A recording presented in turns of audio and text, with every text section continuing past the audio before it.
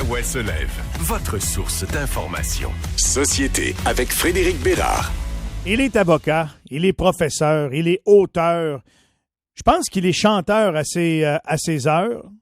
Il est très certainement un excellent musicien, une forte connaissance culture musicale. Il aime le bon vin. Il aime les belles choses. Il aime plus son skidoo. Voici, mesdames et messieurs, Maître Fred Bérard.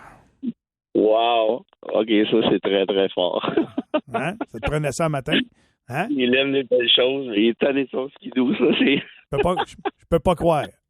Ça peut pas être mieux. Non. Une pareille belle machine dans une remise débâclée, c'est terrible. Je te garantis. Écoute, on va la délivrer pour une bonne cause en plus. Tout à fait. J'ai très hâte qu'elle soit délivrée, comme tu dis, de son maître. Voilà.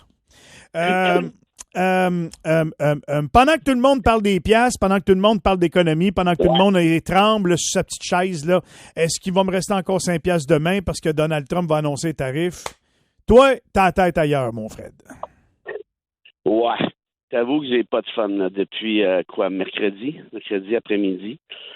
Comment je t'expliquerais ça? Tu connais mon pessimisme ou mon réalisme, là, dépendamment comment on voit ça, là, sur le mandat de Trump et où s'en va le monde, depuis un bout de temps déjà. Là.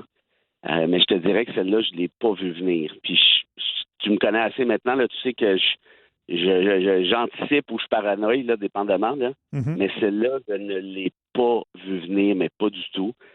Puis tu auras compris que je te parle de l'annonce de Trump d'envoyer 30 000 immigrants sur la base militaire au centre de détention de Guantanamo. Ça m'a ramené des comment je te dirais, des très mauvais souvenirs. Puis je me rappelle qu'on s'était parlé quand j'étais là-bas. Non, mais quand tu étais là-bas, puis tu nous faisais la description des lieux, de ce qui s'était passé là,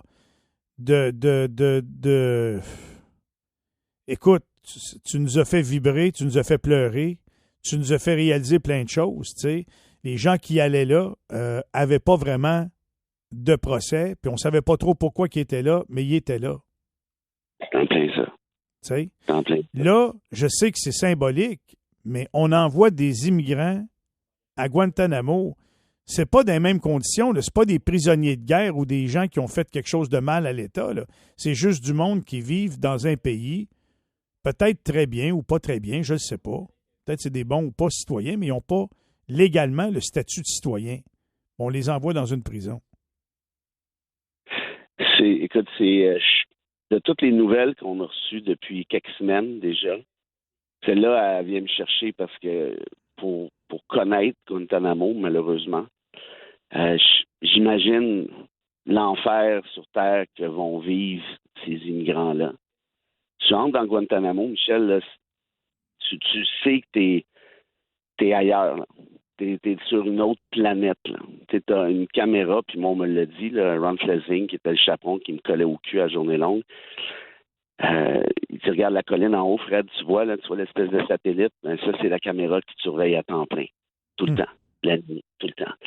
Et l'avocat d'Omar Kader de l'Essonne, qui est décédé de problèmes de démence par la suite, moi, quand j'y avais fait part, je l'ai rencontré à 2 reprises, quand j'ai fait part de mon intention d'aller à Guantanamo pour finir mon livre sur Kader, il m'a dit, fais jamais ça. J'ai dit, pourquoi? Il dit, fais ce que je te dis, puis fais pas ça. J'ai dit, OK, je comprends, mais je veux savoir pourquoi. Et là, Denis Séné, tu lui parlais, Michel, là, il était d'une tristesse. Ce gars-là était éteint. Il était plus là du tout. Il était mort en dedans, au final. Puis il m'a dit, écoute-moi bien, là, puis prends ça au sérieux. Si tu vas à Guantanamo, tu seras plus jamais le même gars. Puis pas pour le mieux.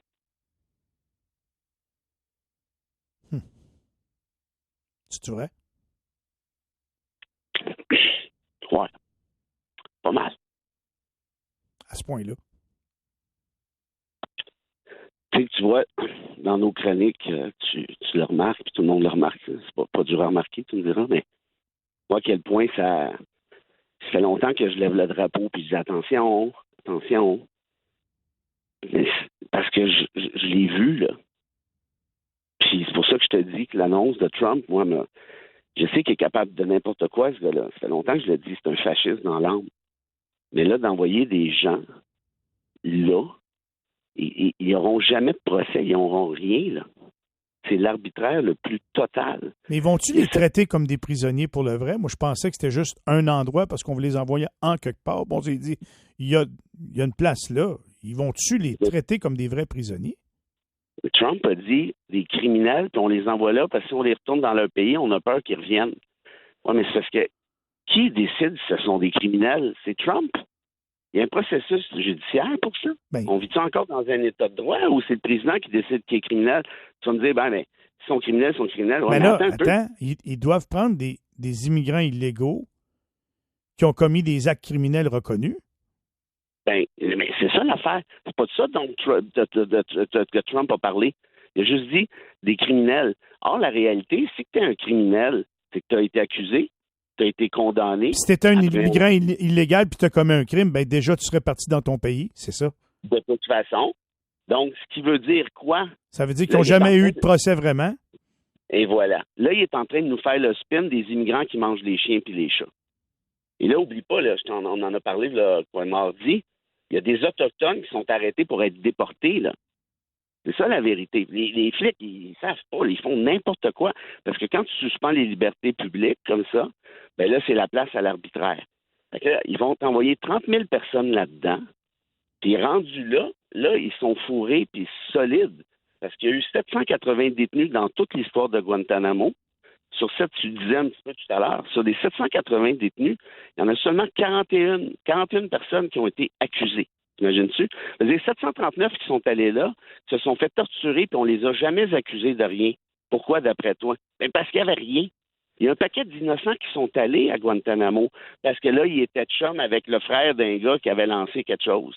Puis ça fait en sorte que sur tes 41, t'imagineras ça, il y en a juste 2 qui ont été condamnés, dont un des 2 qui a été condamné par un vrai tribunal aux États-Unis. Fait que si je calcule bien, ça fait 1 sur 780. Et pas une grosse moyenne au BAT. Et quand j'étais là-bas, évidemment, je faisais l'innocent un peu parce que je n'étais pas supposé être là pour ces raisons-là. Mais j'ai fini par jaser avec un puis avec l'autre en parlant. J'avais une espèce de modus operandi et je me suis mis de chummer avec le juge en chef là-bas, que j'ai rencontré sur le bateau parce qu'il faut traverser la Manche. En tout cas, bref. Et ce gars-là me dit, Michel, ceci. Il me dit, tu sais, t'es à Guantanamo ici, puis je vais te dire une chose. Il n'y a personne qui croit au droit et à la justice. Et ça m'inclut. Un juge qui dit ça. Un juge en chef qui a pris sa retraite quelques mois plus tard. T'imagines-tu? J'ai rencontré le boss des avocats de la défense. Un dénommé Thompson, une espèce de grosse pièce d'homme, là. Un genre de lineman au football, là. Il aurait pu me manger 3 fois. Une petite voix douce, gentil comme tout. Et il m'a raconté ceci. Il a fait une entente avec Washington pour libérer un de ses clients. Okay? C'est un militaire américain, là. Et il dit, OK, bon, par exemple, 10 ans de temps, parfait. Puis dans 10 ans, il sort. Puis je dis, est-ce qu'il était coupable, votre client? Mais il dit pas du tout. Mais la seule façon de les sortir d'ici, c'est de plaider coupable. Or, une fois que son 10 ans a été purgé, écoute bien ça, ouais. Là, l'avocat, il écrit à Washington, il dit, hey, il sort-tu? Il dit, ça fait 1 an. Moi, j'étais là, j'y parlais pendant ce temps-là. Il dit, ça fait 1 an que j'envoie des courriels à Washington. Washington ne me répond pas. Fait que son client est encore emprisonné 1 an après le délai qui s'était fixé. Puis ils avaient fait la même affaire au Marcader. Si tu es capable d'avoir plus arbitraire que ça, tu plaides coupable pour sortir de Guantanamo parce que tu dis que c'est ta seule chance au monde. Alors que tu l'étais probablement pas. Voilà. Puis là, après ça, on te laisse pourrir là. Écoute, j'ai assisté à une audience. Le gars, ça faisait 16 ans qu'il était là. C'est un vieux monsieur, il a probablement 70 ans. Il est débarqué en civière, OK? Pour te donner une idée, là. 16 ans qu'il est là. Mais j'ai pas assisté à son procès. J'ai assisté à 2 jours de son enquête préliminaire. Après 16 ans. 16 ans. Nous autres, on pense que les délais de justice sont lents au Québec. Tu penses-tu? Fait que la réalité, c'est qu'ils laissent mourir sur place. Ils laissent mourir dans l'arbitraire le plus total. Oui. Écoute, Fred, Ça réagit beaucoup sur la messagerie texto. Il y a beaucoup de personnes qui sont mauditement d'accord avec toi, qui m'écrivent, qui me disent que Trump, c'est un fou, c'est un ci, c'est un ça. Merci de nous jeter le regard ailleurs que sur le dollar. Ça m'a fait du bien de savoir ce qui se passe, mais en même temps, ça me fait mal au cœur. Fait que peut-être je suis comme les autres. J'aime autant pas le savoir, peut-être. Tu comprends? Puis c'est ça qui est l'erreur. C'est ça qui est l'erreur dans la société. Il y en a trop qui veulent pas le savoir vraiment. Tu comprends? Puis moi, je blâme pas personne pour ça, puis c'est bien normal. Puis c'est moi qui te remercie de laisser de la place à ce genre de propos-là. Puis à ceux et celles qui nous écoutent puis qui t'écrivent, merci parce que tu as raison de le dire. L'apathie, c'est probablement notre pire ennemi, au final. Donne-moi donc une citation, s'il te plaît, avant de quitter pour la fin de semaine. On va te faire ça vite, vite. C'était pas ça que je t'avais préparé, mais tu me fais penser. Quand j'ai parlé à l'avocat en charge de la défense là-bas, j'ai posé la question, j'ai dit, comment vous faites pour continuer de faire votre job, sachant que vous vivez dans l'injustice puis l'arbitraire puis qu'on vous niaise à journée longue? Comment vous faites pour être avocat? Il dit, je vais te raconter l'histoire des étoiles de mer. C'est OK? Il dit, c'est un gars qui est sur la plage, la marée est basse, il y a des milliers d'étoiles de mer. Il les ramasse une après l'autre, puis il relance à l'eau. Il y a un gars qui passe derrière, il dit, qu'est-ce que tu fais là, imbécile? Il y en a beaucoup trop. Tu ne seras jamais capable de toutes les sauver. Et le gars se revient de bord, puis il dit, c'est vrai. Mais pour celles que je peux sauver, puis pour les autres, c'est important ce que je fais. Fred, maudite affaire. Tu me pognes au cœur. Merci beaucoup, encore une fois. Bon week-end malgré tout. Puis on se retrouve la semaine prochaine, mon chum. Merci, gros câlin tout le monde. Au revoir. Bye-bye. Ouf. Je sais pas si vous l'avez pogné, l'histoire des étoiles de mer, mais c'est pas drôle quand tu y penses.